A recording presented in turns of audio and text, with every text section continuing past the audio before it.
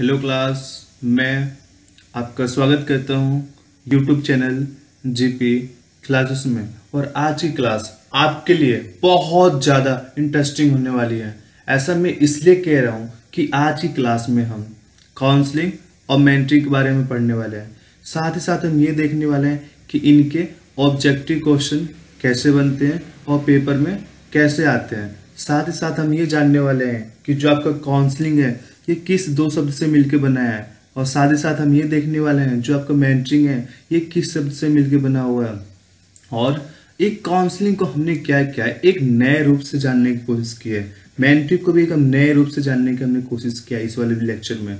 और साथ ही साथ हम ये देखेंगे कि जो काउंसलर होता है उसका फोकस क्या होता है, जो मेंटर होता है उसका फोकस क्या होता है, क्या इन दोनों का फोकस सेम होता है, क्या इन दोनों को टारगेट सेम होता है। तो एक एक करके हम इनके बारे में डिस्कस करने वाले हैं। तो आप क्लास के साथ बने रहिए और देखते रहिए। तो इसी के साथ हम क्लास की स्टार्टिंग करते हैं।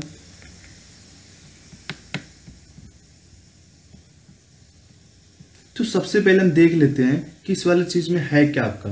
तो एक सामने एक चीज लिखा है आपका कोचिंग, मेंटरिंग और काउंसलिंग।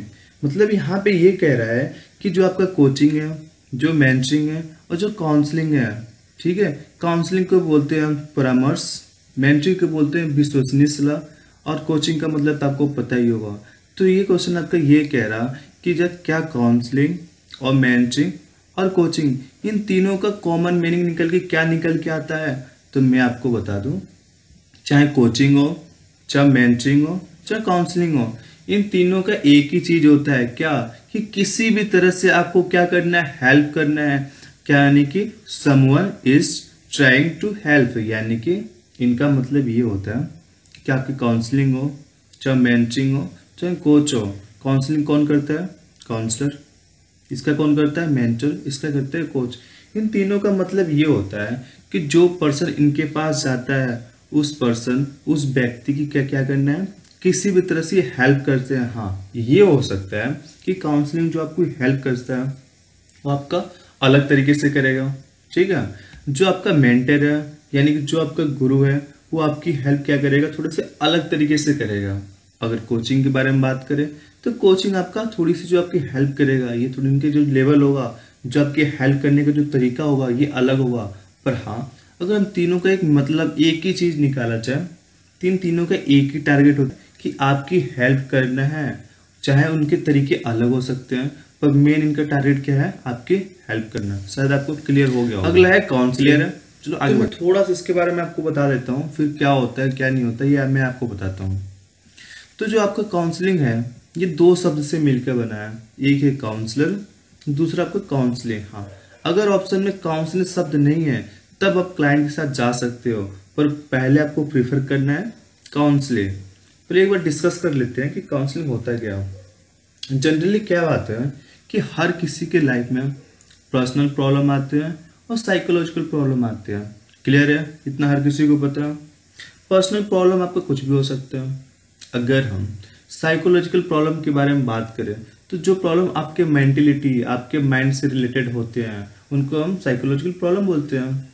ये प्रॉब्लम क्या होता है, जो आपके पर्सनल प्रॉब्लम है या फिर जो आपके साइकोलॉजिकल प्रॉब्लम है, ये प्रॉब्लम जिंदगी में क्या होता है इनका ना, कभी ज्यादा होते हैं कभी कम होते हैं। क्यों? हर व्यक्ति की जिंदगी में उतार चढ़ाव तो आते रहते हैं, इतना तो आपको पता होगा। तो क्या होता है, ये प्रॉब्लम कभी आपकी जिंदगी में ज्यादा होते हैं, कभी कम होते हैं। अगर इन प्रॉब्लम को अगर हम दूर नहीं करेंगे, ये समस्याएं अगर हम दूर नहीं करते हैं, तो ऐसा क्या होता है कि हम एक गंभीर स्थिति उत्पन्न हो जाता है जिससे मेंटली हम डिस्टर्ब हो जाते हैं।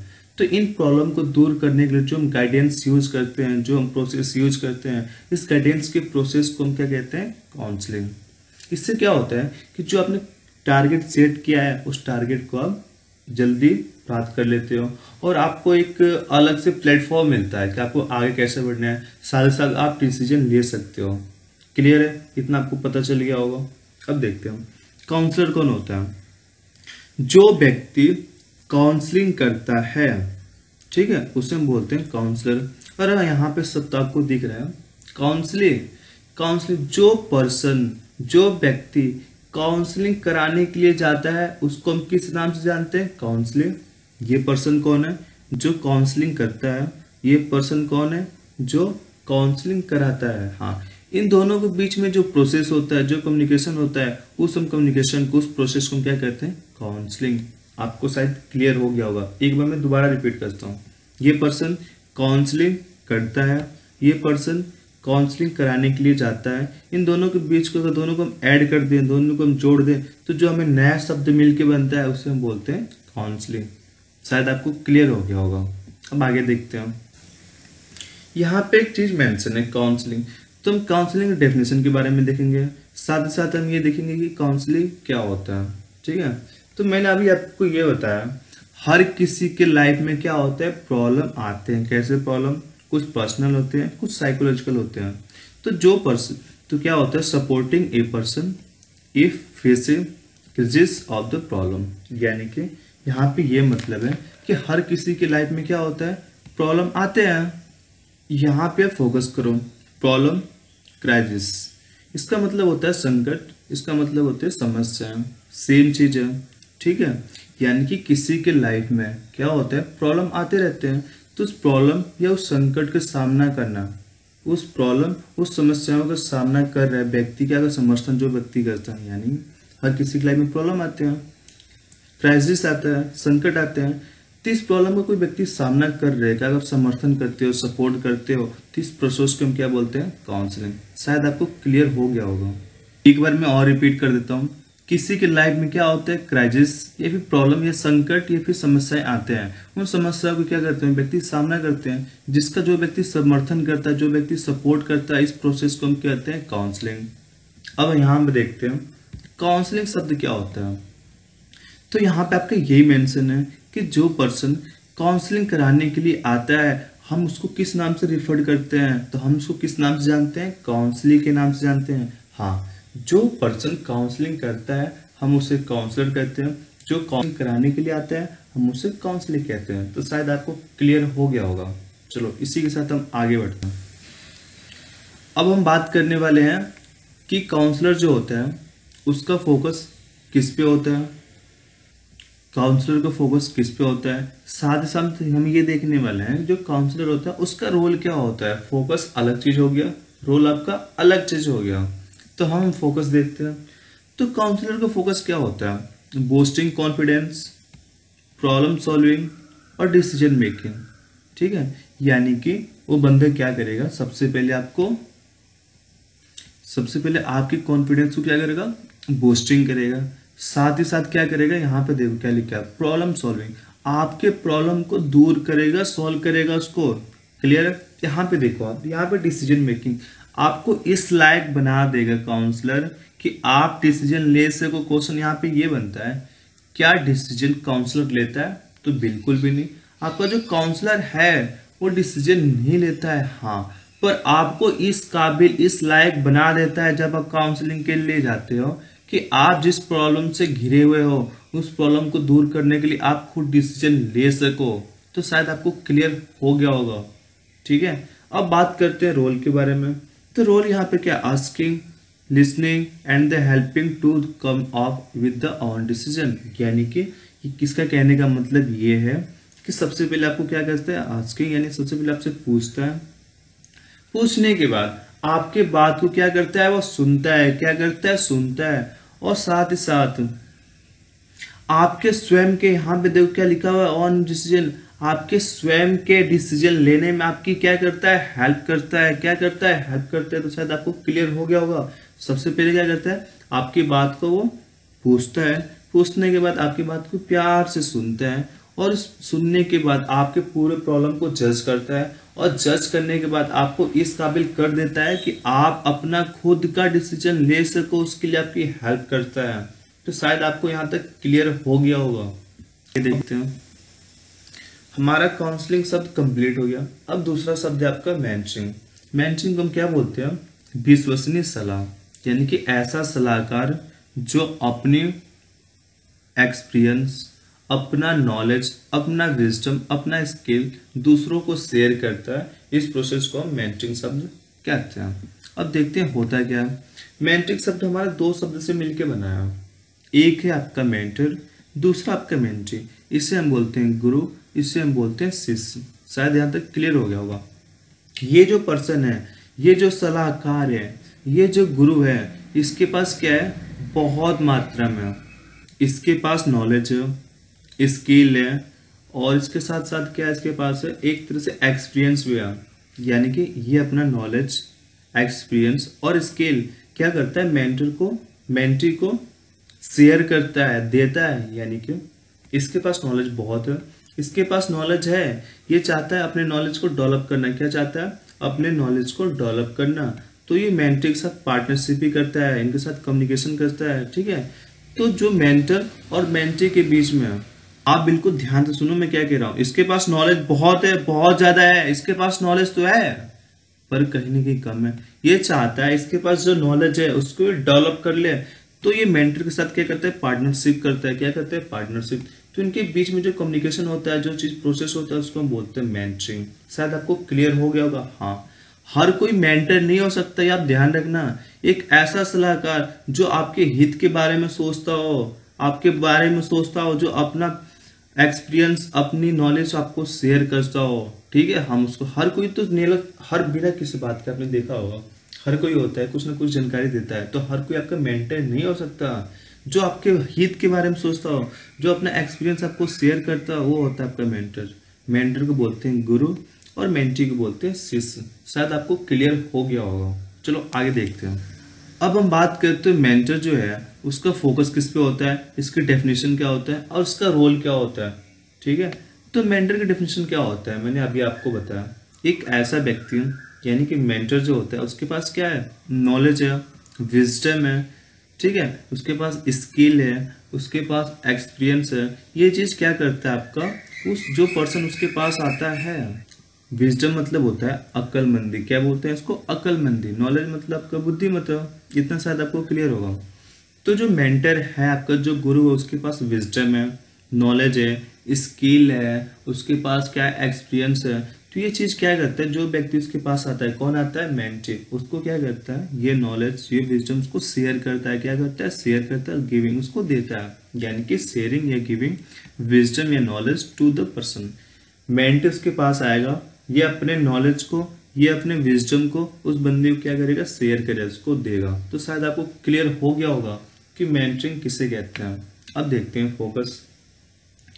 काउंसलिंग में क्या था कि काउंसलिंग किसे कहते हैं, उसमें एक पर्सन के पास प्रॉब्लम आती है, उस प्रॉब्लम को फेस करता है, उस फेस को करने के लिए जो सपोर्ट करता है उसे हम बोलते हैं काउंसलिंग। पर विजडम में यहाँ पे अलग है। विजडम में क्या है, विजडम में यहाँ पे मेंटरिंग में ये है कि विजडम और नॉलेज क्या करता है, ये शेयर करता है। वहां पे क्या था, उस प्रॉब्लम सॉल्व करने के लिए उसको सपोर्ट करता है। पर यहाँ पे देखो आप, वहां पे मेंटर का फोकस किस पे था, वहां पे फोकस था आपका किस पे, boosting confidence, problem solving, decision making. पर यहाँ पे क्या है, लर्निंग एंड डेवलपमेंट। यानी कि ये शब्द आप ध्यान से देखो, किसकी बात कर रहा है, डेवलपमेंट की बात कर रहा है। अब देखो क्या होता है डेवलपमेंट, इसको हम समझने की कोशिश करेंगे।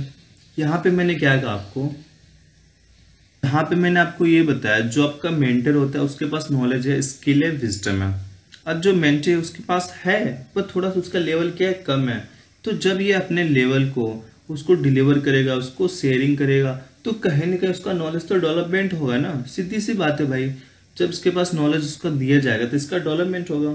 साथ ही साथ उसको अभ्यास करेगा, क्या करेगा, लर्न करेगा। तो मेंटर का मेन फोकस किस पे होता है, डेवलपमेंट पे होता है, साथ ही साथ लर्निंग पे होता है, यानी कि अभ्यास और विकास पे होता है। शायद आपको क्लियर हो गया होगा। अब देखते हैं रोल के बारे में। तो रोल आपका क्या होता है, टीचिंग, एडवाइजिंग और तीसरे नंबर पे आपका इनकॉर्जिंग। इसका मतलब ये होता है टीचिंग, इसका मतलब आपको शिक्षित करेगा, आपको सलाह देगा और साथ ही साथ आपको प्रोत्साहित करेगा, यानी कि आपको हिम्मत देगा, आपको यकीन दिलाएगा कि आप ये चीज कर सकते हो। उसके पास नॉलेज पहले बहुत कम था, उसको बताएगा तुम अपनी नॉलेज को बढ़ा सकते हो, अपनी नॉलेज को तुम डेवलपमेंट कर सकते हो। तो इसका मेन फोकस किस पे होता है, टीचिंग पे, एडवाइजिंग पे, और आपको एक तरह से प्रोत्साहित करेगा, इनकॉर्जिंग। क्लियर है, तो ये चीज होता है। आपको क्या करेगा, वो आपको शिक्षित करेगा, आपको सलाह देगा और साथ ही साथ आपको यकीन दिलाएगा, आपको प्रोत्साहित करेगा, आपको हिम्मत देगा कि आप ये चीज को कर सकते हो, आप अपने नॉलेज को, अपने स्किल को, अपने विजडम को आप डेवलप कर सकते हो। तो शायद आपको यहाँ तक क्लियर हो गया होगा। अब एक तीसरा चीज है कोचिंग। कोचिंग आपका दो शब्द से मिलकर बना है, एक आपका कोच, दूसरा आपका कोचिंग। कोच जो ट्रेनिंग देता है, कोचिंग जो ट्रेनिंग लेता है। अब यहाँ देखो, अब हम बात करते हैं फोकस, रोल और उसका पर्पज क्या होता है, साथ साथ हम डेफिनेशन भी देखने वाले हैं।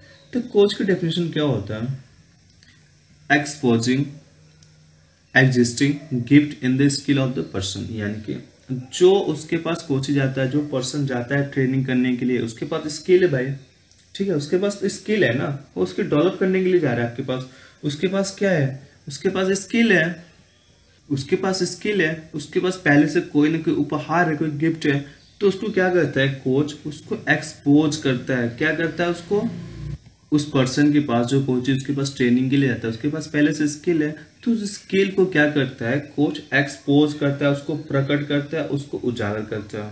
ठीक है, यानी कोच का क्या काम है? जो बंदा उसके पास ट्रेनिंग के लिए जाता है उसके स्किल को समझता है, और समझने के बाद उसके स्किल को क्या करता है? प्रकट करता है। क्या करता है? एक तरह से एक्सपोज करता है। तो शायद आपको क्लियर हो गया होगा। अब यहाँ पे देखो फोकस, कोच का फोकस किस पे होता है? कोच का फोकस होता है मोटिवेशन स्पीच। आपको क्या करता है? एक मोटिवेशन स्पीक करता है, ठीक है। साथ ही साथ जो आपकी परफॉर्मेंस पहले बेटर नहीं थी उसको इंक्रीज करने का काम करता है। उसका मेन फोकस होता है आपको पहले मोटिवेट करे, अब मोटिवेट करने के बाद जो आपकी परफॉर्मेंस पहले खराब चल रही थी उसको अब इंक्रीज करना है। क्या करना है? इंक्रीज करना है। क्लियर है? अब तीसरे नंबर पे आप ध्यान से देखो, यहाँ पे क्या है? रोल। कोच का रोल क्या होता है? तो सबसे पहले क्या करते हैं? आपके लाइफ में एक गोल सेट करता है। क्या करता है? सबसे पहले आपके लाइफ में एक गोल सेट करता है, यानी आप एक लक्ष्य निर्धारित करता है। उसके साथ साथ इसको प्राप्त करने के लिए जो उसने गोल बनाया, जो आपकी जिंदगी में लक्ष्य दिया उसने, ठीक है, उसको प्राप्त करने के लिए आपको एडवाइस देगा। क्लियर है? ध्यान से समझो मैं क्या कह रहा हूँ। यह आपकी जिंदगी में एक गोल सेट करेगा, उस गोल को प्राप्त करने के लिए आपको एडवाइस देगा, और साथ ही साथ तीसरे नंबर पे क्या है? क्रिटिसाइजिंग। इसका मतलब यह आपकी आलोचना। आपके लाइफ में गोल सेट करेगा, आपको एडवाइस देगा उसको प्राप्त करने के लिए, साथ ही साथ आपकी आलोचना करेगा। हाँ, आलोचना करना जरूरी है। क्यों? और आलोचना करना इसलिए जरूरी है, अगर वो काम अच्छा करता है तो वो एक तरह से और अपने काम को बेटर करेगा। अगर वो गलती करता है तो उसकी आलोचना करेगा, उसको बताएगा, तो कहीं ना कहीं अपने परफॉर्मेंस को समझेगा, और समझने के बाद उसको एक नया मोड़ देगा, उसको एक नए तरीके से समझने की कोशिश करेगा वो। तो शायद आपको क्लियर हो गया होगा। अब पर्पज के बारे में बात करते हैं, तो उसका मेन पर्पज यही होता है, जो उसकी परफॉर्मेंस पहले खराब चल रही थी उसको क्या करे? एक तरह से इंक्रीज करे, उस परफॉर्मेंस को थोड़ा सा बेटर कर दे। क्लियर है? उसकी परफॉर्मेंस को थोड़ा सा अच्छा बेटर बनाना है, जिससे अपने गोल को प्राप्त कर सके। क्लियर है? शायद आपको यहाँ पे क्लियर हो गया होगा। तो हमने क्या पढ़ा? मेंटर सबसे पहले हमने पढ़ा काउंसलिंग। काउंसलिंग किससे मिलकर बना होता है? Counsellor plus counselling. काउंसलर कौन है? जो व्यक्ति काउंसलिंग करता है हम उसे काउंसलर कहते हैं। जो पर्सन काउंसलिंग कराने के लिए जाता है उसे काउंसलर। इस जो व्यक्ति के पास नॉलेज है, स्किल है, जो सलाह देता है उसे हम बोलते हैं मेंटर। जो सलाह लेता है उसे बोलते हैं मेंटर। ये होता है आपका गुरु, ये होता है आपका शिष्य।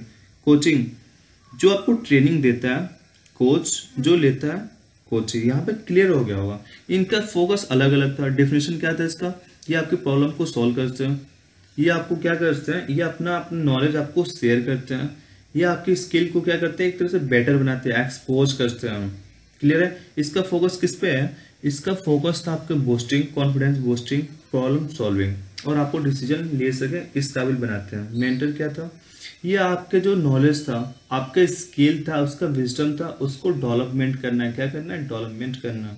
पर इसका क्या था? इसका आपका ये था, जो आपकी परफॉर्मेंस पहले खराब चल रही थी उस परफॉर्मेंस को क्या करना है? इंक्रीज करना है। तो शायद आपको क्लियर हो गया होगा। वो क्लियर हो गया होगा कि तीनों में क्या अंतर है, इसका रोल क्या होता है, इसका रोल क्या होता है, इसका रोल हो गया क्या होता है। तो चलो अब देखते हैं इनके ऑब्जेक्टिव क्वेश्चन कैसे बनते हैं। तो पहला क्वेश्चन आपका ये है कि जो पर्सन काउंसलिंग कराने के लिए आता है उस पर्सन को किस नाम से रिफर करते हैं, किस नाम से संदर्भित करते हैं, किस नाम से जानते हैं? तो मैंने आपको बताया, जो काउंसलिंग करता है उसको हम बोलते हैं काउंसलर। जो काउंसलिंग कराने के लिए आता है हम उससे बोलते हैं काउंसलर।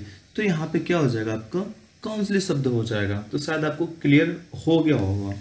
अब दूसरे नंबर पे देखते हैं, ये क्वेश्चन बहुत बार बार पूछा जाता है कि which of the following it is not the stages of the counselling, यानी कि निम्नलिखित में से कौन परामर्श की आवश्यकता नहीं है, यानी काउंसलिंग के लिए कौन सा स्टेज सही नहीं है। तो एक चीज यहाँ पे ध्यान से देखो, फॉलो अप, ठीक है, आपकी प्रॉब्लम की जांच करता है वो, ठीक है, उसके बाद उसको निदान करता है, साथ ही साथ क्या करता है, आपके प्रॉब्लम को आइडेंटिफाई करता है, आपके प्रॉब्लम को पहचानता है। पर यहाँ पे एक शब्द दिया, गिविंग सिंपैथी, यानी कि सहानुभूति देना, बिल्कुल भी नहीं। वो क्या करेगा, आपके प्रॉब्लम को फील करेगा, वो अच्छी बात है, आपके साथ फील करेगा, पर आपको सिंपैथी नहीं देगा, आपको सहानुभूति नहीं देगा। उसके पास सहानुभूति होगी, अच्छी बात है, हर किसी के पास होता है, अच्छी बात है। पर अगर जो काउंसलिंग उसके पास आ रहा है भाई काउंसलिंग कराने के लिए, तो क्या तुम उसे सहानुभूति दो? एक तो बंदा पहले से प्रॉब्लम है, आप उसको दिलासा दे रहे हो, चलो भाई कोई नहीं, अच्छी बात है, ये शब्द गलत है ना। तो यहाँ पे क्या होगा, सहानुभूति तो उसके पास होगा पर काउंसलिंग को देगा नहीं वो। तो यहाँ पे आपका क्या हो जाएगा, इसका हो जाएगा आपका सिंपैथी, यानी कि सहानुभूति देना। यहाँ पे गलत चीज है। क्लियर है? तीसरा क्वेश्चन देखते हैं हम। तीसरा क्वेश्चन देखने से पहले हम थोड़ा सा जान लेते हैं कि काउंसलिंग क्या होता है, सिंपैथी क्या होता है और इम्पैथी क्या होता है, ठीक है। तो यहाँ पे देखो, सिंपैथी का मतलब ये होता है सहानुभूति देने वाला, क्या, सहानुभूति करने वाला को हम बोलते हैं सिंपैथिक, और इम्पैथिक को क्या बोलते हैं हम, जिसके अंदर सहानुभूति होती है, ठीक है, उसको हम बोलते हैं इम्पैथिक। तो अच्छी बात है इम्पैथिक है आपके पास, पर आप सिंपैथिक नहीं होना चाहिए। आप एक तरह से उसको प्रॉब्लम को सॉल्व कर रहे हो और उसके साथ उसकी प्रॉब्लम को आप करोगे, यानी उसको आप दिलासा दोगे, तो अच्छी बात नहीं है ना। आप उसके प्रॉब्लम को समझो, अच्छी बात है। यानी कि यहाँ पे आप ध्यान से देखो क्या मेंशन है, यहाँ पे आपका ये मेंशन है, सिंपैथी मतलब किसी के लिए महसूस करना, इम्पैथी मतलब किसी के साथ महसूस करना, ठीक है। तो यहाँ पे आप देख सकते हो, इम्पैथी मतलब ए फील योर पेन, हाँ बिल्कुल सही बात है, आपके दर्द को फील करेगा, अच्छी बात है, बहुत प्यारी बात है, हर किसी को पता होना चाहिए कि इस बंदे की प्रॉब्लम क्या है। पर यहाँ पे क्या चीज है, I am sorry that you are in pain, यानी आप प्रॉब्लम में हो, क्या हो, आप प्रॉब्लम में हो, अब मैं आपको एक तरह से दिलासा दे रहा हूं, आपको सॉरी बोल रहा हूं, सॉरी यार ऐसा हो गया, तो ये चीज गलत है ना। Feeling for the someone, feeling with the someone, यानी आपके साथ वो महसूस करे, अच्छी बात है, बिल्कुल सही बात है, जो उसको प्रॉब्लम हो उसको फील करे उसके साथ, अच्छी बात है। पर फीलिंग फॉर द समवन यानी आपके लिए, यार किसी के लिए महसूस नहीं करना है, आपके साथ कर रहा है, अच्छी बात है, पर आप उसे बताओ तो नहीं, क्यों, आपका तो मेन काम है यार, आप चाहते हो उसकी प्रॉब्लम को सॉल्व करो। अगर आप उससे बोलोगे I am sorry that you are pain, तो ये सही बात नहीं है ना। यहाँ पे देखो, एक छोटा बच्चा है, आप क्या करोगे उसके साथ, उसकी फीलिंग को आप समझोगे, आपको अच्छी बात है। पर यहाँ पे देखो, ये लड़की, ये क्या आपके, ये है आप काउंसलर, ये है आपका काउंसलर, तो इसने प्रॉब्लम उसके पास बता रही है, तो इसके प्रॉब्लम की ये कहेगा चलो कोई बात नहीं, I am sorry that you are in pain, तो क्या ये अच्छी बात है? नहीं, आपके पास सिंपैथी है, आप उसकी भावनाओं को समझो उसके साथ, पर उसको सो तो नहीं करो यार कि ये बात है, ये चीज है, तो शायद आपको क्लियर हो गया होगा। आगे देखते हैं, आगे यहाँ पे क्या मेंशन है, वही क्वेश्चन है, ऊपर आपको इंग्लिश में मेंशन है, नीचे आपको हिंदी में मेंशन है। तो यहाँ पे ये कह रहा है कि इसमें से काउंसलर की गुड क्वालिटी क्या नहीं है, काउंसलर के लिए कौन सी बात, कौन सी गुणवत्ता अच्छी नहीं है। तो यहाँ पे देखो क्या मेंशन है, he should be the sympathetic. अभी मैंने आपको बताया कि जब आपके सामने ये चीज आता है, यानी कि उससे सहानुभूति होनी चाहिए, बिल्कुल भी नहीं।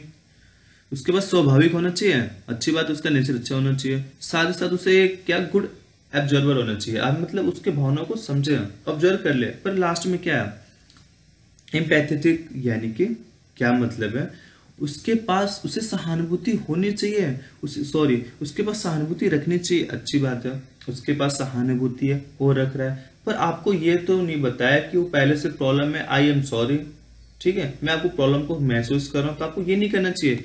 एम्पैथिक अच्छी बात है, आप उसके फीलिंग को उसके साथ समझो, पर उसको बताओ मत कि ये चीज है, ये है, क्योंकि बंदा पहले से प्रॉब्लम में घिरा हुआ है। आप मेरी बात को ध्यान से समझो, उसके पास सिंपैथिक है, अच्छी बात है, सहानुभूति रख रहा है, अच्छी बात है, पर काउंसलिंग को तो दिखाओ तो मत यार, उसको सहानुभूति मत तो दो, क्यों, एक प्रॉब्लम से घिरा है, आपसे कह रहे हो यार यहाँ तू बैठ, मेरी प्रॉब्लम सुन, पहले ये देख, फिर उसका मुंह ये देखेंगे, तो ये गलत है ना। आपको आप एक सहानुभूति रखो, इम्पैथिक रखो, पर उसके साथ इन्वॉल्व ना हो, तो इसका क्या हो जाएगा आपका, उसके अंदर क्या है, सहानुभूति होना चाहिए। यानी कि उसके अंदर सहानुभूति कभी उसको दिखाना नहीं है, उसके पास है अच्छी बात है, पर उसको क्या करना है, रखना नहीं है उसके प्रति। अब देखते हैं अगला क्वेश्चन हो गया। अगला क्वेश्चन मैंने बताया था आपको, कोचिंग हो, मेंटरिंग हो, चाहे काउंसलिंग हो, इन तीनों का एक अगर मतलब निकाला जाए तो क्या होता है, ये किसी न किसी टाइप से चाहते हैं, जो पर्सन इनके पास कौन आता है, कोचिंग के पास कौन आता है, मेंटरिंग इसके पास कौन आता है, काउंसलिंग, ये चाहते हैं कोच, मेंटर और काउंसलर, ये चाहते हैं जो इनके पास पर्सन आते हैं उनकी किसी भी तरह से क्या कीजिए, हेल्प किया जाए, उनकी सहायता किया जाए, हम ऐसा ट्राई करते हैं। तो शायद आपको क्लियर हो गया होगा। अगला क्वेश्चन, अगला क्वेश्चन आपको क्या कह रहा हूं कि काउंसलिंग आपको क्या डिफाइन करता है। तो मैंने आपको ये भी बताया कि काउंसलिंग क्या करता है, सॉरी कोचिंग क्या करता है, कोच आपके पास जो स्किल है, आपके जो पहले से कोई उपहार आपके अंदर है, उसको क्या करता है, एक्सपोज करता है।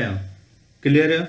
अब यहाँ पे देखो मेंटरिंग डिफाइन किया करता है, तो मेंटरिंग के पास क्या है, नॉलेज है, स्किल है, उसके अंदर एक्सपीरियंस है, वो अपने मेंटरी को क्या करता है, डिलीवर करता है, शेयरिंग करता है और देने का काम करता है। तो शायद आपको क्लियर हो गया होगा। अब देखते हैं अगला क्वेश्चन कि काउंसलिंग को हम कैसे डिफाइन करते हैं। तो काउंसलिंग क्या करता है, हर किसी की लाइफ में प्रॉब्लम आती है, क्राइसिस होता है, हर किसी की लाइफ में संकट होता है, समस्याएं होती है जिसे वो फेस करता है, जिसके लिए जो पर्सन समर्थन करता है, जो सपोर्ट करता है, हम उसे बोलते हैं काउंसलिंग।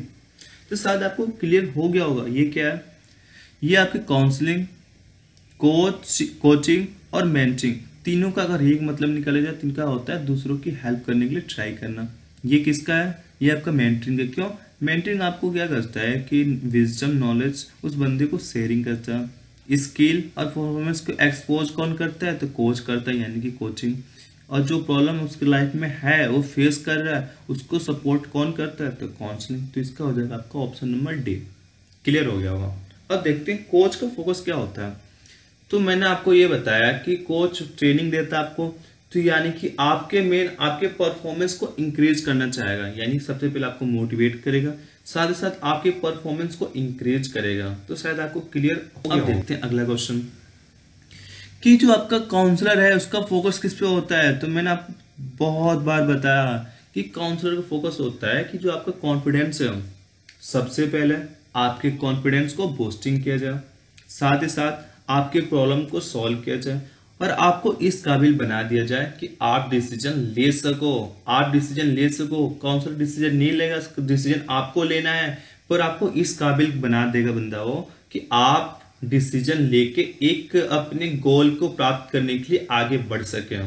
क्लियर है। अब देखते हैं अगला क्वेश्चन कि मेंटर का फोकस किस पे होता है। तो मैंने आपको ये बताया इसके पास क्या है, बहुत मात्रा में नॉलेज है, स्किल है। तो ये चाहता है जो मेंटर इसके पास आ रहा है, जो पार्टनरशिप कर रहा है, उसके नॉलेज को क्या करे, डेवलपमेंट करे और उस चीजों का अभ्यास करे, लर्निंग करे, उसको लर्न करा। तो शायद आपको क्लियर हो गया होगा। अब देखते हैं अगला क्वेश्चन। यहाँ पे क्या है, यहाँ पे आपका ये मेंशन कर रहा कि जो पर्सन कह रहा supporting a person is facing a problem crisis of the problem is now, यानी कि जो पर्सन, जो व्यक्ति जो समस्याओं, जो अपने समस्याओं या प्रॉब्लम का सामना कर रहा है उसका सपोर्ट कौन करता है। तो इसका सपोर्ट कौन करता है भाई, वो करता है आपका काउंसलिंग। कौन करता है, काउंसलिंग। ये देखो ये कह रहे शॉर्ट एनालिसिस क्या है, इसके बारे में अगले क्लास में पढ़ने वाले हैं, पर ये क्वेश्चन आ गया तो चलो इसको देख लेते हैं। तो शॉर्ट एनालिसिस क्या होता है।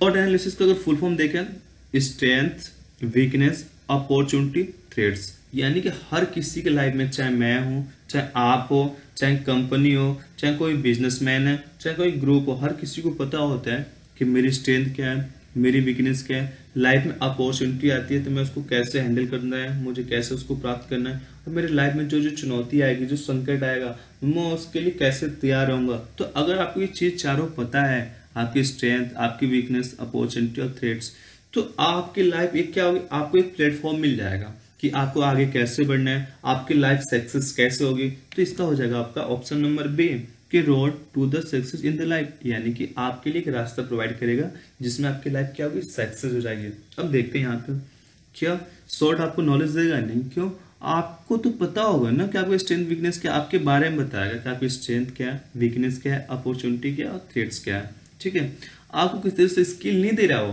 तो आपके अंदर की भावनाओं को, आपके अंदर की बातों को बता रहा हो, न कि आपको फीडबैक दे रहा हो, जिसको उसने आपको बता दिया कि आपकी स्ट्रेंथ क्या है, वीकनेस क्या है, अपॉर्चुनिटी क्या है, थ्रेट्स क्या है, जिससे आपकी लाइफ की एक सक्सेस हो जाएगी, आपको एक अच्छा सा प्लेटफॉर्म मिल जाएगा। तो शायद आप क्लियर हो।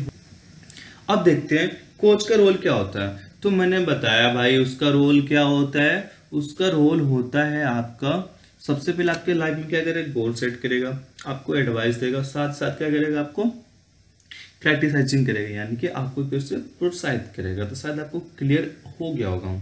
ठीक है, अब देखते हैं अगला क्वेश्चन। जो आपका मेंटर होता है उसका रोल क्या होता है। तो उसका रोल क्या है, वो उसका रोल क्या है, तो उसका रोल है भाई, सबसे पहले क्या करेगा, आपको टीच करेगा। ठीक है, आपको एडवाइस देगा, और एडवाइस देने के बाद उसको क्या करेगा, इनकोचिंग, यानी कि आपको प्रोत्साहित करेगा, आपको हिम्मत देगा, आप इस चीज को कर सकते हो। तो शायद आपको ये चीज क्लियर हो गया होगा, आप डाउट में नहीं रहोगे। अगला क्वेश्चन देखते हैं कि काउंसलर का रोल क्या होता है। तो काउंसलर क्या करता है, सबसे पहले आपकी बात तब से पूछता है, उससे सुनेगा, और आपको आप इस काबिल हो जाओ कि अपना डिसीजन यानी कि आप अपना डिसीजन आप खुद ले सको। उसके लिए आपको क्या करता है, हेल्प करेगा। सबसे पहले आस्किंग, आपसे पूछेगा, आपकी प्रॉब्लम सुनेगा, और आपकी प्रॉब्लम को सॉल्व करेगा। साथ साथ आपको ये बताएगा आप उस डिसीजन को कैसे लेना है, क्या नहीं करना, इसके लिए आपकी क्या करेगा, हेल्प करेगा। तो शायद आपको क्लियर हो गया होगा। अब देखते हैं अगला क्वेश्चन। ये क्वेश्चन बहुत ही प्यारा क्वेश्चन है। ये क्या होता है, सीवी जब जनरली आप बनाते हो तो कुछ उसमें मेन पॉइंट आपको कंसिडर करने पड़ते हैं। क्या करने, करने पड़ते हैं। तो कौन सी टीचिंग टेक्नीशियन, कौन सी स्किल वहां पे अप्लाई करते हो। तो वहां पे क्या करते हो आप जिस जॉब के लिए जा रहे हो उस डिसीजन की right the job description for the specific job, यानी कि जिस जॉब के लिए जाते हो उसके बारे में आप डिस्क्रिप्शन आपको राइट करना, ऊपर लिखना है। ठीक है, ऐसे नहीं आप फोटो पे ज्यादा फोकस करोगे, अपने स्टाइल पे करोगे, आप स्पेलिंग मिस्टेक पे, ये तो आपको खाई आपका। पर बेस्ट चाहते हो तो सबसे पहले उस जॉब के बारे में कुछ ना कुछ आपको राइट करनी पड़ेगी। तो शायद आपको क्लियर हो गया हो। अगले लेक्चर में उसके बारे में पूरी डिटेल से पढ़ने वाले हैं कि सीवी को तैयार करते हैं तो कौन कौन सी बातों को हमें ध्यान रखना होता है, उसकी स्टाइल कैसे होता है, हमें फोटो लगानी चाहिए नहीं लगानी चाहिए। ठीक है, हमें एक्सपीरियंस दिखाना चाहिए, तो दिखाना चाहिए तो हमें क्या स्टार्टिंग में दिखाना चाहिए, दी एंड में। तो ये चीज़ को हम अच्छे से फोकस करने वाले हैं। अगला क्वेश्चन ये है कि कोचिंग का पर्पज क्या होता है, उसका उद्देश्य क्या होता है। तो मैंने आपको ये बताया, जो कोच होता है उसका मेन टारगेट क्या है कि जो आपकी परफॉर्मेंस पहले खराब चल रही थी उस परफॉर्मेंस को क्या करना है, इंक्रीज करना है, यानी कि इंक्रीज परफॉर्मेंस, जिसका आपका जो आप जो स्किल पहले कर रहे थे वो स्किल आपका क्या हो जाएगा, डेवलप हो जाएगा, और उस काम को आप आराम से कम टाइम में अच्छे से बेटर से कर सकते हो। शायद आपको क्लियर हो गया होगा। अब हम अगला क्वेश्चन, ये बहुत प्यारा क्वेश्चन है, पेपर में हमेशा पूछा जाता है। मैंने आपको बताया एक होता है मेंटर, एक होता है मेंटी, इनके बीच में जो पार्टनरशिप होती है हम उससे बोलते हैं मेंटरिंग, विश्वसनीय सलाह। ये सलाह देता है और ये सलाह लेता है, तो इनके रिलेशनशिप को क्या बोलते हैं, गुरु और शिष्य। इसके पास नॉलेज बहुत है, ये अपना स्किल, अपना नॉलेज, अपना विजडम किसको करता है, अपने शिष्य को क्या करता है, शेयरिंग करता है, देता है। ठीक है, हर कोई मेंटर नहीं हो सकता। क्यों, ये बंदा ऐसा होता है कि इसको ये डिलीवर करता है, एक्सपीरियंस क्या करता है, देता है, शेयरिंग करता है, इसको भावनाओं को समझता है और इसके अकॉर्डिंग इसको नॉलेज देता है, इसको नॉलेज डेवलप करता है। तो शायद आपको क्लियर हो गया होगा। ठीक है, तो इसका क्या हो जाएगा, आपका ऑप्शन नंबर डी हो जाएगा। क्लियर है। तो आज की क्लास के लिए हम इतना ही रखते हैं। जो लास्ट वाला क्वेश्चन था इस पर आप फोकस करिएगा। ठीक है, इस पर आप ये फोकस करिएगा कि जो आपका मेंटर होता है उसे बोलते हैं गुरु, जो मेंटी होता है उसे बोलते हैं शिष्य। तो आज की क्लास के लिए इतना रखते हैं। अगर आपको अच्छा लगा तो आप लाइक करना और शेयर कर देना, क्योंकि इसको बनाने के लिए बहुत एफर्ट दिखाना पड़ता है, बहुत मेहनत करना पड़ता है। तो अगला जो पार्ट हम इसका सेकंड पार्ट लाने वाले हैं, उसमें हम देखने वाले हैं 4P क्या होता है, शॉर्ट एनालिसिस क्या होता है, 5P क्या होता है, 7P क्या होता है, और साथ साथ जो आज के टाइम में लेटेस्ट क्या चल रहा है, 8P। तो 8P में जो हमने 8वां P अलग से ऐड किया है उसका नाम क्या है। जो 4P है ये हमारा बेसिक होता है, तो बेसिक वाले को हम जानते हैं ट्रेडिशनल मार्केटिंग मिक्स।